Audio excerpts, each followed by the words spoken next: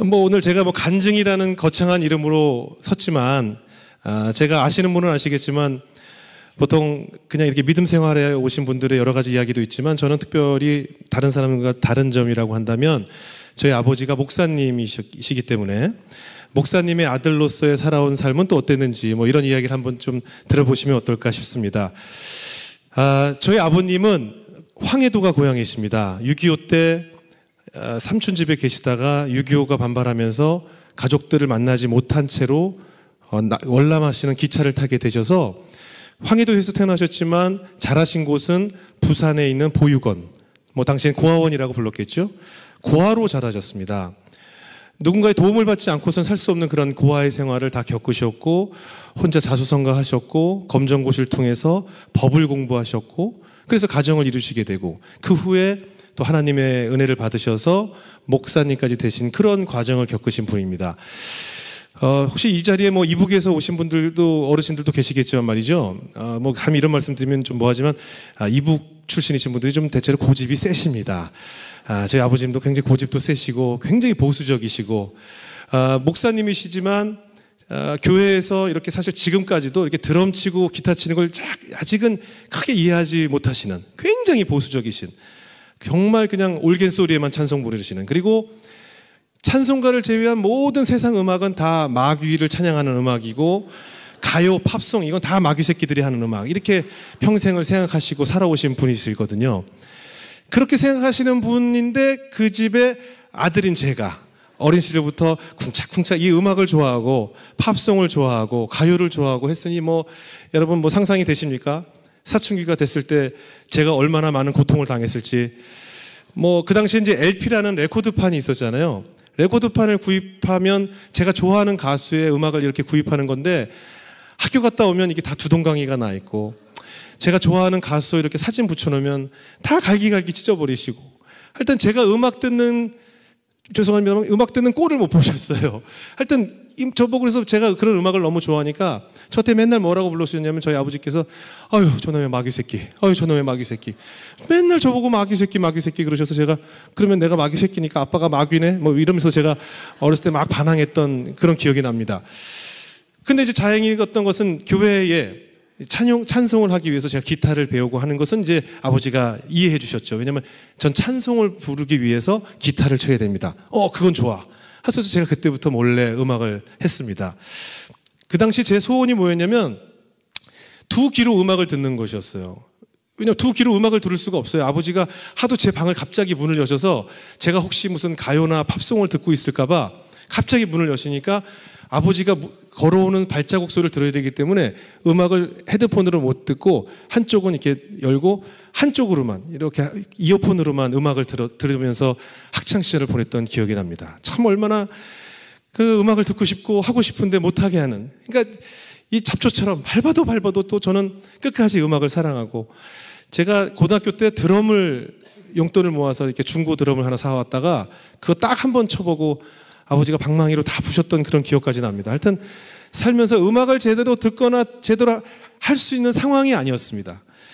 그리고 나서 저희 가족이 다 이민을 가게 됐어요. 제가 고3 무렵에 저희 온 가족이, 아버지께서 미국에 비전을 주셨다, 하나님께서 미국에서 또 많은 교민들을 전도하고 섬기라는 또 말씀을 주셨다고 해서 미국의 워싱턴이라는 곳으로 저희가 이민을 가게 됐습니다. 이 미국뿐만 아니라 이 교포 사회에서 교회를 한다는 것이 사실 참 많이 어렵습니다. 이 교회 그 이상의 해야 될 것들이 많거든요.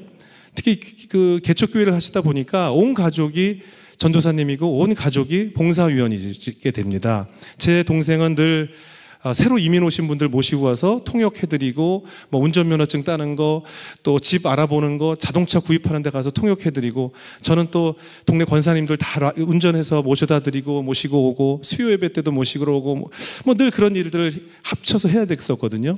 제 어머님은 혼자서 교인이 한 60명 정도, 70명 정도 될 때까지 그 70인분 식사를 다 매주 다 만드시고, 매주 그렇게 생활하는 걸 보면서 너무 저 자체도 지쳐갔어요. 그러다 보면 교회가 좀 부흥될 만하면 또 뭔가 장로님하고 전도사님하고 또 갈등이 생겨서 또 우수수수 나가고 버리고, 또 뭔가 될 만하면 또 우수수수 나가버리고, 처음 이민 와가지고 그분을 그 미국에 자리 잡을 때까지 열심히 통역해드리고 모셨는데 나중에 자리 잡게 되면 꼭 다 대형 교회, 큰 교회로 다 가버리시고. 왜냐면 큰 교회를 가야 여러 한국 사람들을 만나서 거기서 또 직업도 구할 수 있고 여러 가지 커뮤니티가 생기니까 자리만 잡으면 다 큰 교회로 가는 것을 보고 제가 그 당시 목사님의 아들로서 참 상처가 컸습니다. 아, 이 교회라는 곳은 늘 이렇게 갈등이 많은 곳인가. 나는 정말 우리 아버지, 우리 어머니가 너무 불쌍하다. 나는 정말 죽었다 깨어나도 이 목사라는 것은 하면 안 되겠다. 이건 정말 못할 짓이다. 제가 그때 이미 굳건한 결심을 제가 마음속에 했습니다.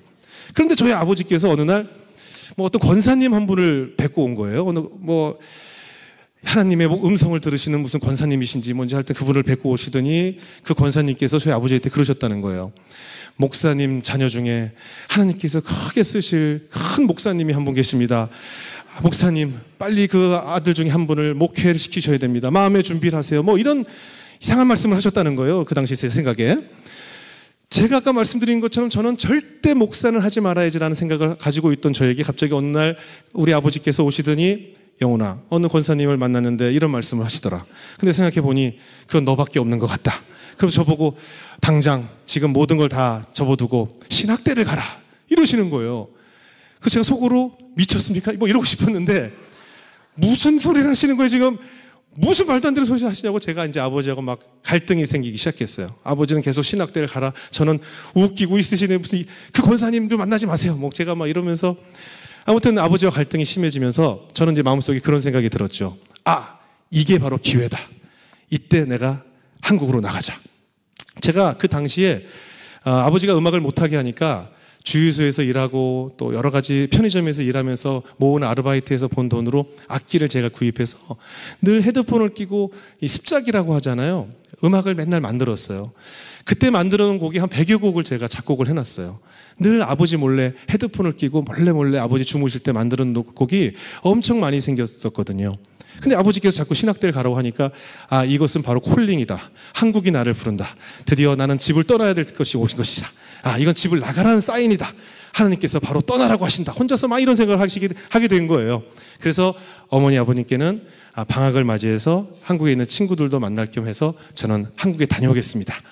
해서 제가 또 역시 저희 집이 여유가 있지 않았기 때문에 아르바이트를 해서 모은 돈으로 한국 갈 비행기를 딱 구입을 했어요. 구입을 하고 나니까 얼마가 남았냐면 한국 돈으로 한 25만 원 정도가 남았습니다. 그 돈을 제 경비로 딱 모으고 제가 과감하게 한국으로 이제 떠나게 됐습니다. 비행기 타고 오면서 드디어 하나님께서 나의 길을 여시기 위해서 이렇게 등을 떠밀어서 한국으로 가게 하시는구나. 이러면서 제가 한국에 딱 도착을 했죠. 원래 이 탕자 생활을 하게 되면요, 바로 시작과 동시에 고난이 옵니다. 시작과 동시에. 한국에 도착을 하자마자 25만 원 들고 온 저에게 제가 이제 그 미국에서 구입한 그 전자악기 이런 건반 있잖아요. 이런 키보드를 하나 제가 한국에서도 작곡을 해야 되니까 딱 들고 한국에 도착을 했는데 도착하자마자 그 당시 김포공항에 세관에 딱 붙잡힌 거예요. 그 악기에 대한 세금을 물어야 된다는 거예요. 그래서 얼마냐니까 세금을 45만 원을 내고 가라는 거예요. 제 지갑에 25만 원 있는 사람한테 45만 원을 내고 가라는 거예요. 그래서 제가 그 세관 아저씨를 붙잡고 또 울면서 사정을 했어요. 선생님, 저 좀 살려주세요. 제가 사실은 목사님 아들인데 저 어떤 권사님이 이상한 쓸데없는 얘기를 해가지고 제가 신학대를 가라고 제가 이렇게 해가지고 여기 저 가면 안 돼요. 난 가면 신학대 가야 돼요. 무슨 막 제가 이제 울며 불며 제가 살아온 앞에 이 이야기를 막 사정한 거예요. 그러니까 세관 선생님이 안 돼. 그래도 세금은 물고 가야 돼. 그러다가 제가 지갑을 다 보여드려도 돈이 없으니까 좋다. 그러면 내가 너 있는 25만 원을 뺏을 수는 없으니까 그래 일단 나가서 나중에 성공하면 나한테 와서 배로 갚아라. 감사합니다 선생님, 감사합니다 선생님. 그래가지고 제가 결국은 돈을 안 내고 그 김포공항의 세관을 통과하게 됐습니다. 그때가 제가 21살, 22살 때였으니까 한번 생각을 해보세요. 20대 초반의 젊은이가 25만 원을 갖고 얼마나 버틸 수 있겠습니까? 처음에 미국에서 오니까 가는 곳마다 친척 집에서 반가워해요. 어유 우리 영훈이 왔구나. 아유 영훈아 우리 집에서 하루 자고 가. 근데 이게 이제 일주일, 2주일, 한 달이 지나면서부터 이제 이게 반가움이 아니라 아시겠지만 이 세상에서 먹어도 배가 고픈 밥, 눈칫밥이라는 게 있습니다. 밥을 먹는데도 배가 고파요. 그래서 이 집에 가도 천덕꾸러기, 저 집에 가도 천덕꾸러기. 그러니까 이제 점점 저를 이제 피하기 시작하는 거예요. 그러면서 왜 미국에 안 들어가냐? 이제 좀 들어가라.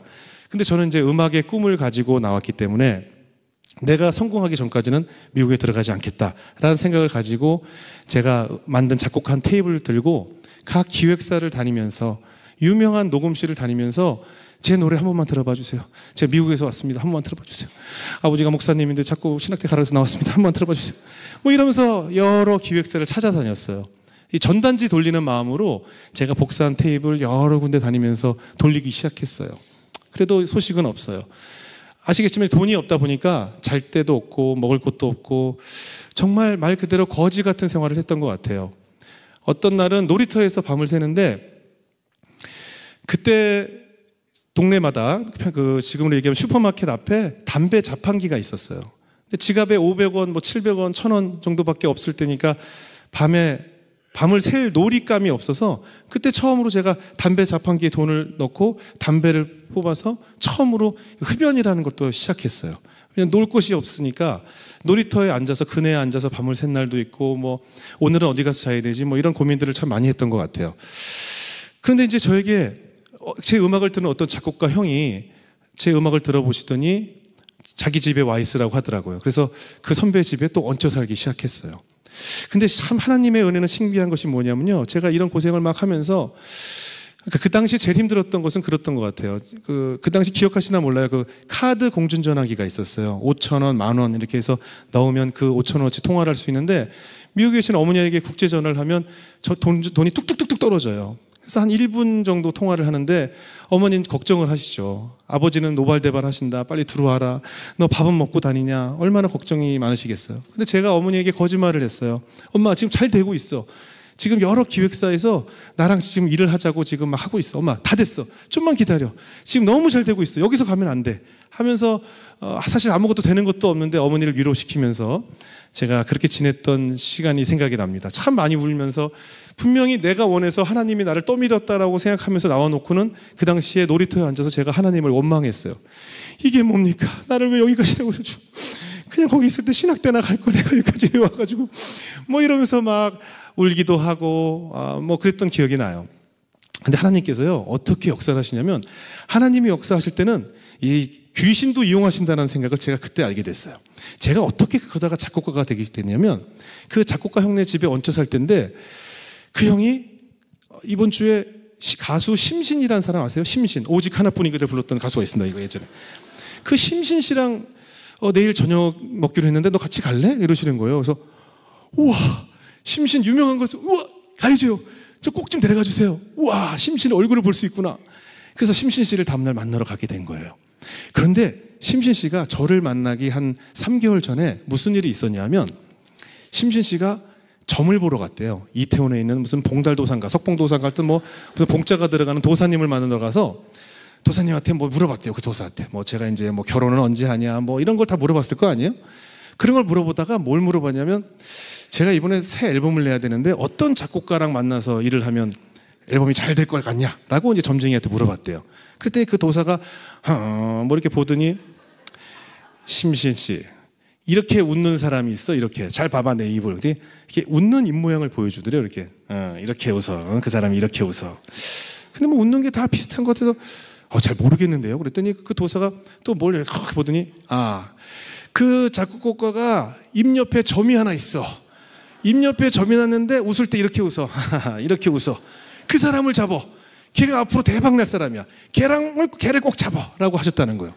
그래가지고 심신 씨가 많은 작곡가들을 만나러 다니면서 웃는 거 보고 입 옆에 점이 있나 계속 입만 봤다는 거예요. 뭐 음악도 안 들어보고 점이 있나 없나. 근데 입 옆에 점난 작곡가가 없더래요. 아무리 찾아도. 그러고 있었는데 바로 저랑 만나기로 한 날이 딱 된 거예요. 저는 이제 여러 작곡가들 음악하는 사람들이 모여 있는데 저는 이제 뭐 아무것도 아니니까 작곡가 지망생이고 하니까 저 끝에 이렇게 앉아 있었어요. 근데 심신 씨가 막 얘기를 하다가 저를 이렇게 보더니 저보고 이렇게 앞으로 와보라고 그러더라고요. 그래서 제가 우와 심신이 나보고 앞으로 와보낸다 해서 신기하잖아요. 그래서 안녕하세요. 그랬더니 저보고 저를 딱 보더니 웃어봐 그러시더라고요. 그래서 네? 웃어봐 크게 웃어봐. 그래서 하하하하 웃었어요. 그랬더니 저를 이렇게 보시더니 너 입 옆에 그 점이니? 그러시더라고요. 그래서 예 점인데요. 그 언제부터 있었니? 태어날 때부터 어렸을 때부터 있었는데 저희 어머니도 똑같은 데 있거든요. 그래? 너 뭐 하는 사람이니? 그러더라고요. 그래서 다시 시작했죠. 제가 사실은 미국에서 왔는데 아버지가 목사님인데 저 황해도에서 모셔가지고 자꾸 어떤 권사님이 저를 자꾸 신학대 보내서 제가 가지고 막 공항에서 27만원이다 40만 제가 살아온 얘기를 쭉 한 거예요. 그랬더니 심신 씨가 그래? 야, 너 내가 부를 만한 노래 있니? 뭐 만들어 볼 수 있겠니? 이러시는 거예요. 저는 그때 이미 준비가 돼 있었어요. 나에게 기회만 주어지면 그 기회를 잡으리라 하는 그런 준비가 돼 있었어요. 작곡해 놓은 곡도 한 100곡이 넘어서 한 120곡 정도를 이미 그때 만들어 놨었어요. 얘기가 떨어지자마자 있습니다. 저 심신 씨 형님이 부를 만한 노래가 있습니다. 지금 있어요. 지금 당장 가져올 수 있습니다. 아니야, 당장은 괜찮고 뭐 되는 대로 한 일주일이고 열흘이고 네가 준비되면 우리 사무실 주소 여기니까 일로 갖다 놔. 예! 바로 있습니다. 그래서 제가 바로 그 길로 집에 가서 제가 만들어 놓은 한 100여 곡 중에서 심신 씨랑 어울릴 만한 노래를 다 추려서 바로 다음날 아침에 눈 뜨자마자 그 기획사 여직원이 10시에 출근하는데 저는 9시부터 가 있었어요. 준비가 돼 있기 때문에 이 기회를 놓치면 안 되기 때문에. 그래서 음악을 전해주게 됐고 심신 씨 3집 앨범이었는데 10곡이 수록되는데 그중에 8곡이 제 곡이 수록이 됐어요. 왜? 백운도 무슨 석봉도사 때문에 석봉도사 덕이 나중에 얘기를 들었죠. 무슨 도사를 만났는데 어떤 얘기를 나중에 듣게 됐는데 아무튼 그래서 저에게 기회가 주어진 거예요. 그래서 그 앨범이 나오게 됐고 그 앨범이 발매되면서 그 회사와 인연이 생겼어요. 그 회사에 태진아 씨가 계셨는데 태진아 씨가 자기가 독립을 하면서 가수를 뭐 키운다. 나한테 곡을 써달라고 해서 제가 그때 성진우라는 친구의 포기하지 마라는 노래를 작곡하게 됐고 그리고 그 사무실에 또 소방차가 있었어요. 예전 소방차가 있었는데 소방차가 재결합을 하면서 앨범을 낸다. 그래서 곡을 써달라고 해서 쥐카페라는 노래를 또 드려서 그 노래가 처음으로 저의 히트곡이 되고 뭐 이러면서 자꾸 일이 많이 생기게 된 거예요.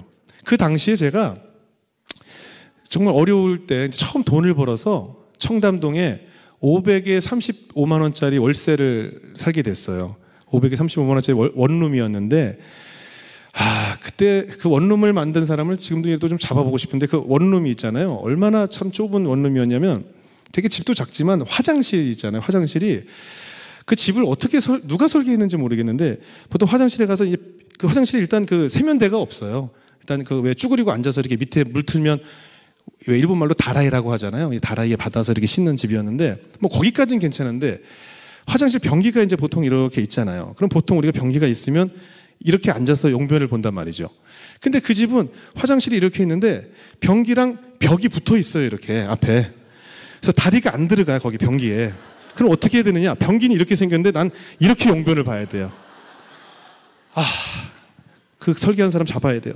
하여튼 그런 집에 제가 처음 돈을 벌어서 살기 시작한 거예요. 하지만 저에게는 그 변기도 똑바로 앉을 수 없는 집이지만 그곳이 얼마나 천국 같았겠습니까? 오갈 곳이 없었던 저에게 집이 생겼으니까. 그래서 제가 작곡을 하면서 돈을 벌게 돼서 결국은 그 500에 37만 원짜리 집을 1년 계약을 다 못 채우고 10개월 만에 전세 5천만 원짜리 집으로 옮기게 됐고 또 5천만 원짜리 집으로 옮겨가지고 1년도 살지 않고 1억 2천짜리 집으로 옮기게 됐어요. 이게 막 한 10개월마다 이사를 가게 된 거예요. 막 말 그대로 승승장구하게 된 거예요. 97년도 가요톱10이라는 순위 프로그램에서 1위부터 10위까지 노래 중에 7곡이 제 곡으로 1위부터 7위까지가 제 곡인 적이 있었던 거예요. 너무나 화려한 날이 시작이 됐어요. 뭐 정신이 없었어요. 내가 무슨 노래를 작곡했는지를 몰라요. 그냥 매일 찍어내기에 바빴죠. 그러던 차에 또 방송도 하게 됐는데 어떻게 방송까지 하게 됐냐면 제가 작곡가로 유명해지기 시작했을 때 당시에 서세원 쇼라는 방송이 있었어요. 토크박스라고 그래서 이렇게 뭘 굴려가지고 주제가 나오면 그날 출연한 사람들이 재밌는 얘기를 해가지고 누가 더 웃긴 얘기를 했나를 배틀하는 그런 프로그램이었어요. 근데 그때 마침 어떤 한 가수가 갑자기 방송 출연이 펑크가 난 거예요. 출연을 못하게 된 거예요. 전날. 그러니까 방송 관계 PD랑 작가들이 큰일 났다. 한 명을 빨리 섭외해야 된다. 그래서 작가들이 막 섭외하다가 제가 개인적으로 알고 지내던 제가 라디오 프로그램에 출연했을 때 제 방송을 좀 인상 깊게 들었던 어떤 작가분이 주영훈이라는 작곡가가 있는데 그 작곡가를 한번 섭외해보자. 그랬더니 이제 담당 PD는 작곡가는 사람들이 모르니까 안 된다라고 막 했대요. 근데 그 작가가 시간이 없으니까 일단 그냥 마네킹 하나 앉혀놓는 사람 치고 일단 불러봅시다 해서 저를 섭외하게 된 거예요. 그래서 제가 그날 갑자기 출연을 하게 됐어요. 방송을. 그날 제가 출연해서 무슨 얘기를 했냐면 제가 평상시에 최하정 씨라는 분하고 굉장히 가깝게 지냈는데, 최하정 씨가 저만 보면 맨날 저를 뭐라고 놀렸냐면, 맨날 제가 이제 뭐 반바지 입고 이렇게 슬리퍼 같은 거 신고 이렇게 다니면, 아, 목사 아들이라는 놈이 옷 입고 다니는 꼴 봐 저거. 아, 양아치 같이 저 목사 아들이 왜 그러고 다니니? 제가 술을 한 잔 먹고 다음날 만나면, 목사 아들이 저 술 처먹고 다니는 거 봐. 목사 아들 정말 싫어. 볼 때마다 목사 아들이 이러는 거예요. 그래서 제가 너무 기분이 나빠서 자꾸 목사 아들 하지 마. 목사님 아들이라고 그래. 왜 자꾸 목사 아들이라고 그래? 그랬더니 최하정 씨가 또 말을 잘하니까, 야, 니네 아버지 직업란에 목사라고 쓰지 목사님이라고 쓰니? 야, 신부님은 직업이 신부야. 님이 아니고. 그래서 제가 화가 나서, 그럼 스님은 스냐? 그런 거예요, 제가. 그래서 제가 서시원쇼에 나가서 그 얘기를 한 거예요. 스님은 스냐 얘기를 했더니 뭐 난리가 났어요. 막 웃기다고 난리가 나가지고 토크박스에서 1위 하고, 그랬더니 너무 재밌다고 다음 주에 또 나오라는 거예요. 또 나가고 하다 보니까 여기저기서 출연 섭외가 많이 와서 그때 일요일 밤에 MC도 되고 뭐 많은 프로그램에 MC를 맡게 됐어요. 제일 바쁠 때 작곡도 제일 많이 했고, 방송을 겹치기 출연을 일주일에 13개 프로그램을 고정을 하면서 방송국을 왔다 갔다 할 때 차로 안 다니고 시간이 없어서 오토바이 퀵서비스 뒤에 매달려서 막 오가고 할 정도로, 화장실을 가고 싶은데 갈 시간이 없을 정도로 바쁜 시간을 보내게 됐습니다. 제 인생에 있어서 가장 화려하고 뭐 기쁜 그런 순간이었겠죠. 그런데 여러분 그거 아시죠? 사람은 그 어려울 때가 위기가 아니고 잘 나갈 때가 위기예요. 교회는 부흥됐을 때가 개척교회일 때 위기가 아니고 부흥됐을 때가 위기예요. 돈이 없을 때가 위기가 아니고 돈이 많을 때가 위기가 되는 거예요. 왜냐? 모든 것이 갖춰져 있을 때 비로소 교만이라는 것이 다가오고 방심하게 되고 나를 충전할 시간이 없어지기 때문이죠. 저에게도 역시 제가 너무 바빠지고 흔히 얘기하는 사회적으로 성공을 하면서 저를 돌아볼 시간도 없고, 뭐 음악도 그냥 찍어내기 바쁘고 뭐 어떻게 살았는지를 모르고 살게 됐어요. 매일 술에 쪄들어 살게 됐고, 그리고 교회는 그냥 늘 어렸을 때부터 갔었으니까 스케줄 없는 날 그냥 정할 일이 없을 때 눈 떠지면 가게 되고 바쁘면 못 가고 뭐 이런 생활을 계속 하게 된 것이죠. 한 번도 뭐 하나님께 의지하거나 내가 어떻게 여기까지 왔는지를 모르게 됐어요. 작곡을 할 때 어떤 영감을 얻으십니까? 이럴 때 제가 참 꼴사납지 않게 이런 교만의 언어, 저는 그냥 딱 하늘을 보면 뭔가 악상이 그려집니다. 아주 뭐 이런 교만한 생각을 갖게 된 거예요.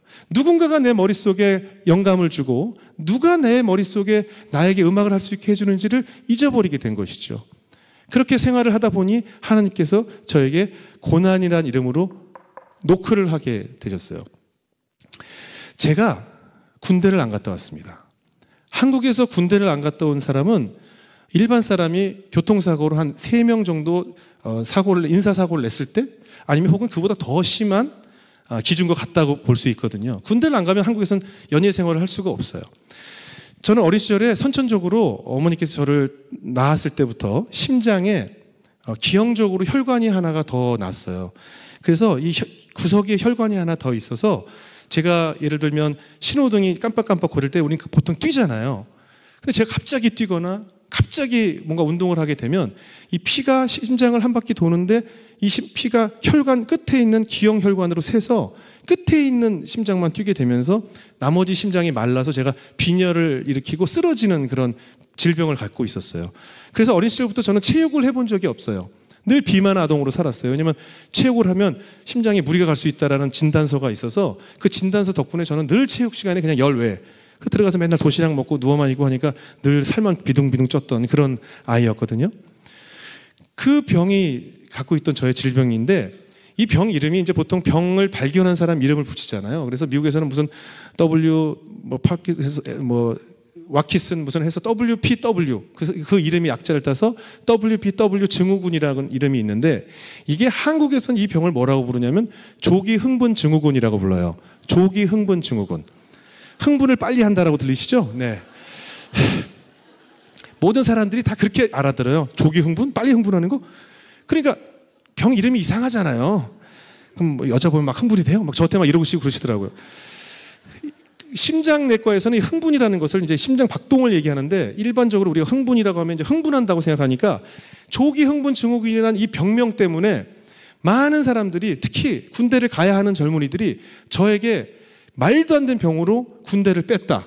그래서 저에게 늘 백만 안티라고 할 정도로 늘 저를 막 저주하고 저를 욕하고, 그래서 인터넷에 그 당시에 말도 안 되는 병으로 군대 안 간 연예인 하면 제가 항상 빅3 안에 들었어요. 항상 3위 안에 들었어요. 저는 그 병 때문에 군대를 면제를 받았는데, 그 후에 뭐 정치인 아들 군대 문제가 나올 때나 또 혹은 뭐 연예인 병역 비리가 나올 때마다 검찰청에서 저를 부르는 거예요. 그래서 조사를 해요. 가서 앉아서 그 검찰청에 가게 되면 보통 조사를 몇 시간 하는데, 실제 조사 시간은 한 15분, 10분밖에 안 걸리고요. 나머지 몇 시간을 그냥 가만히 앉아 있는 거예요. 아무도 안 들어와요. 그냥 까만 방에 가만히 앉아 있어요. 그리고 조사는 10분 하고, 그리고 보내주지도 않아요. 다 끝났는데. 그럼 뭐 쑥 문 열고 국밥?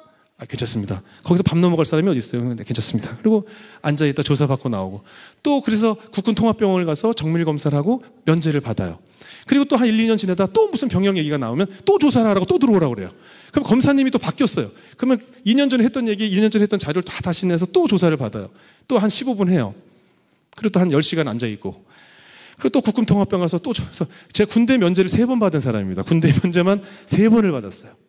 그뿐만이 아니에요. 제가 그 당시에 하도 검찰청에 불려다녀서 제 별명이 주설수라는 별명을 가질 정도로 시도 때도 없는 거예요. 제가 2001년도에 아시는 분 아시겠지만 한 달 만에 22kg가 빠진 적이 있어요. 40일 정도에 22kg을 뺐어요.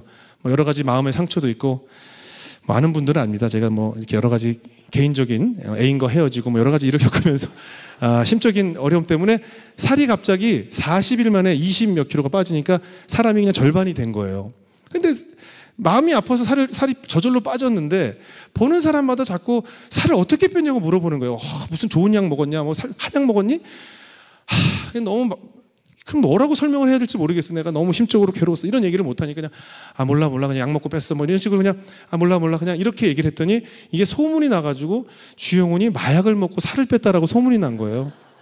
그래가지고 어느 날 제가 일본에 갔다가 한국에 도착을 했는데, 검찰청 마약반에서 저를 한 8명이 체포하러 나와가지고 저를 이렇게 끌고 인천지검 마약반으로 가가지고 앉아가지고 이제 피도 뽑고, 이제 조사하면 여기 머리카락을 50개 뽑아야 되거든요.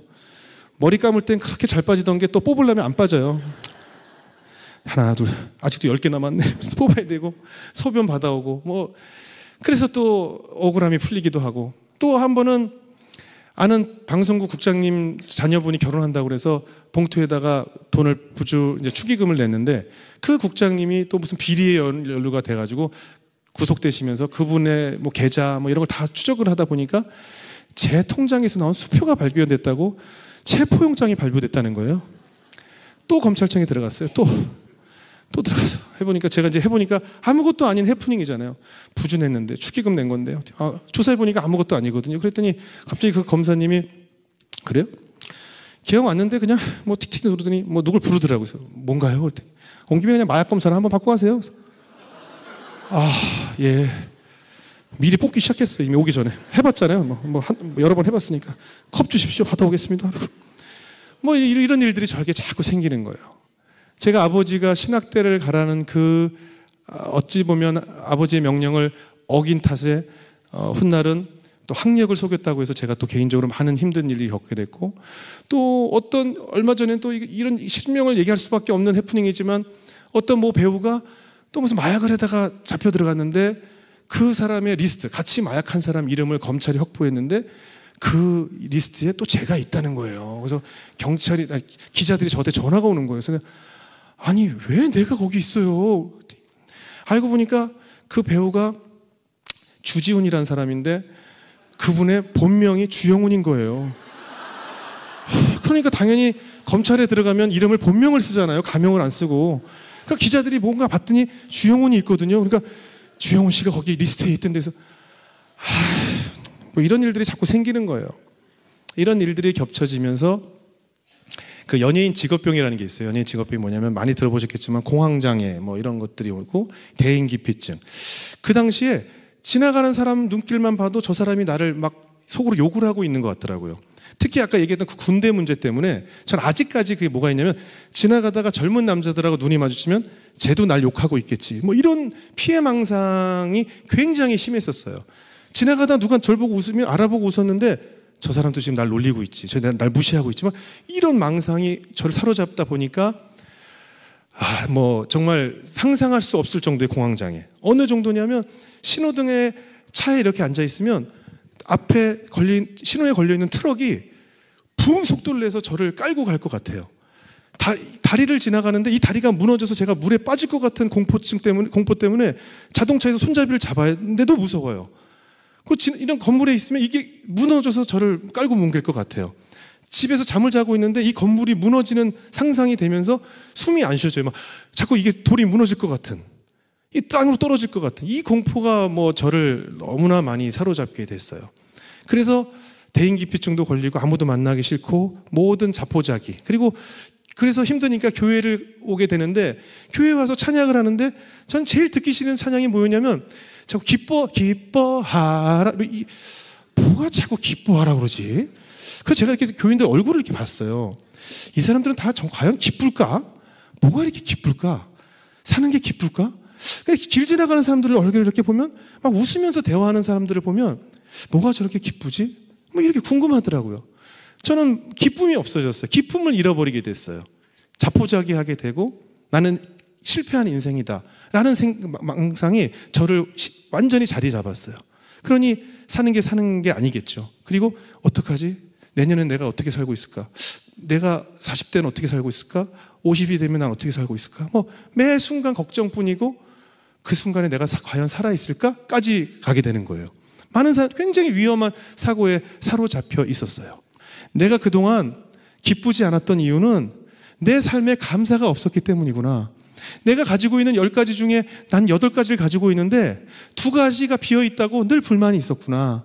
늘 더 잘 나가는 사람만 보였구나. 더 돈 많은 사람만 보면서 나는 왜 저 사람만큼 돈이 없었을까? 왜 난 저런 집에 태어나지 못했을까? 왜 난 저 사람처럼 저렇게 잘 나가지 못할까라고 내가 가지고 있는 7, 8가지에 대한 감사가 없고 부족한 2, 3가지만 섬기다 보니까 나는 늘 감사가 없다 보니 기뻐할 수가 없었구나라는 생각을 그때 그분들을 보면서 얻게 됐어요. 결국 우리는 늘 미래에 대한 두려움이 나를 사로잡고 있어요. 늘 언제나 두려워요. 아시잖아요. 건물 하나 갖고 있으면 든든해 하잖아요. 비싼 보험이 하나 들어있으면 우리가 마음이 든든하잖아요. 걱정할 것이 없잖아요.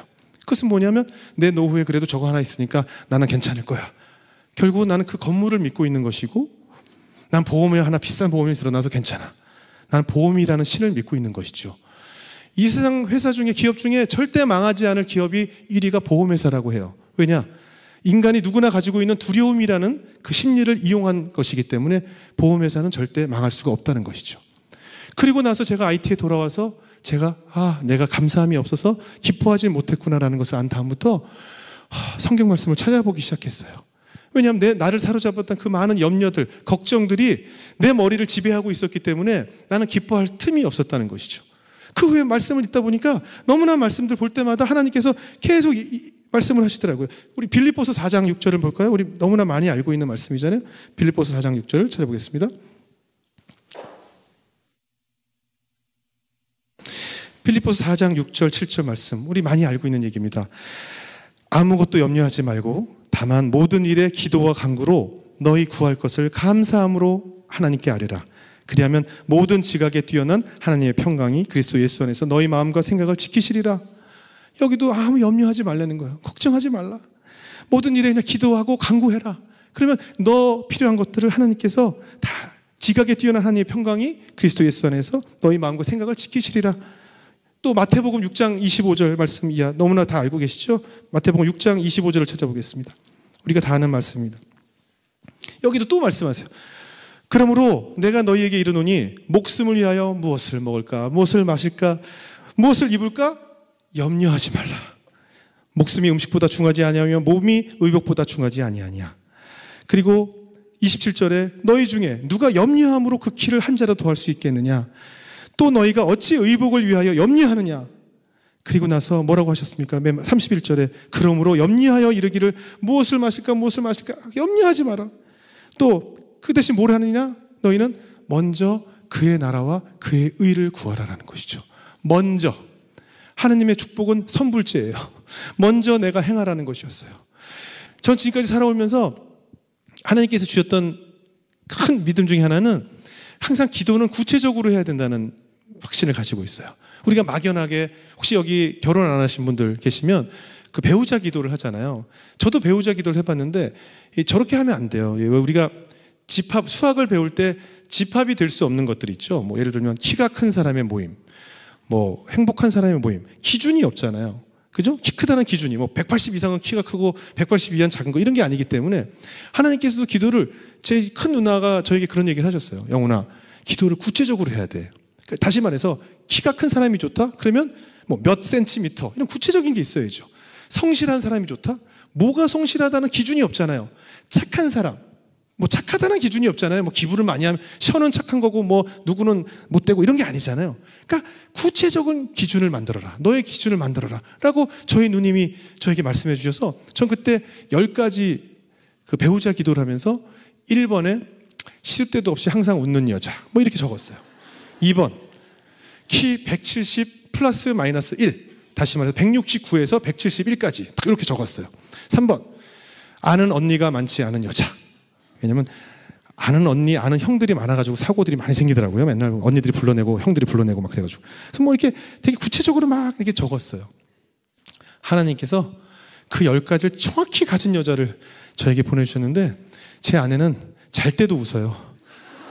잠꼬 때도 웃으면서 맨날 그래서 왜 그래? 할 때 자꾸 누가 간지러워. 뭐 시도 때도 없어요. 그냥 사진을 보면 늘 웃고 있어요. 제 아내 키가 170.8이에요. 정확하게 들어왔어요. 뭐 하나님께서 그걸 주시더라고요. 저희 큰 누님이 그 미국에 사시는데 동네에 너무 큰 좋은 집이 있더래요. 우리는 언제 이런 집에 살아보냐 하면서 매형하고 같이 산책을 이렇게 하면서 그 집 앞에 우체통을 이렇게 잡고 하나님 우리도 이런 집에 살고 싶어요. 이런 집에 살게 해주세요 하고 또 산책을 하고 또 다음날 이렇게 보다 그래 이 집이 정말 어제 그 집에 또 온 거예요. 하나님 이 집 너무 좋아요. 이 집에 살고 싶어요. 이런 집에 살게 해주세요를 뭐 나중에 알고 보니 그게 땅밟기라고 하던데 우리 누나 표현으로는 1년 넘게 그 기도를 소화시키려고 산책하셨는데 우리 누님이 지금 15년째 그 집에 살고 계세요. 그 집으로 이사 가셨어요. 저희 누님 정말 구체적이잖아요. 뭐 이런 집이 아니라 이 집에 살게 해주세요 하나님. 어머 너무 좋겠다 이러면서 그냥 갔다는 거예요. 저희 누님이 지금 그 집에 살고 계세요. 우리가 살면서 염려가 얼마나 많습니까? 미국의 에드워드 포돌스키라는 어느 유명한 박사님이 책을 쓰셨는데 책 제목이 뭐냐면 걱정이 사라져야 병이 사라진다라는 책을 쓰셨어요.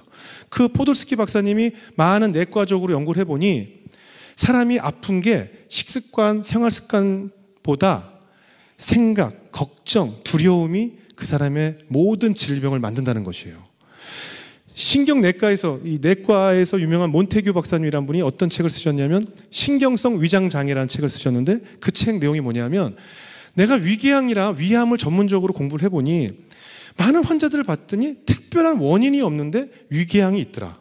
그것이 뭐였는지를 수십 년간 연구했는데 원인이 걱정이더라는 거예요.